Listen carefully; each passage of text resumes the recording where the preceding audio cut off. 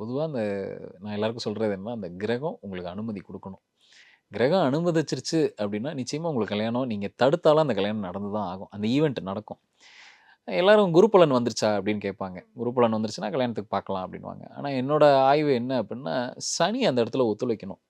ஏன்னா, அந்த கர்மா உங்களுக்கு வழி விடணும். நீங்க கல்யாணம் பண்றதுக்கு உண்டான வழி விடணும். அப்போ உங்களோட 7ஆம் அதிபதியவோ, இல்ல 7ஆம் இடத்தையோ சனி கோச்சாரத்தில பார்க்குற அன்னைக்கு தான் உங்களுக்கு கல்யாணம் நடக்கும். அது கூட உங்க கர்ணநாதனும் வேலை செய்யணும். அந்த இடத்துல நின்னு பார்த்துருச்சுன்னா, நிச்சயமா உங்களுக்கு கல்யாணம் அந்த டயத்துல தான் நடக்கும். இதுவரைக்கும் உலகத்துல நடந்த எல்லா கல்யாணத்தையும் எடுத்து அனலைஸ் பண்ணி பார்த்தோம்னா, நான் சொன்ன ரூல் அங்க பொருந்தி வரும். சரி சார், இத நான் கொஞ்சம் ஃபாஸ்ட் பண்ணணும்.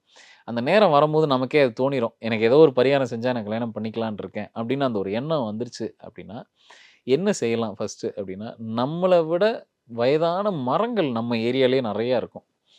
இப்போ 200 வருஷம் வாழ்ந்த மரம் இருக்கும். எல்லா லொக்காலிட்டிலயும் நான் ஊர்ல இருக்கேன். ஏதோ ஒரு ஊர், எந்த ஊர்ல இருந்தாலும் சரி. அந்த மரத்துக்கு போயிட்டு, அந்த மரத்துக்கிட்ட போய் நீங்க ஆசீர்வாதம் வாங்குற மாரி பாருங்க. ஏன்னா, அது நல்லா வாழ்ந்திருக்கு அந்த மரம்.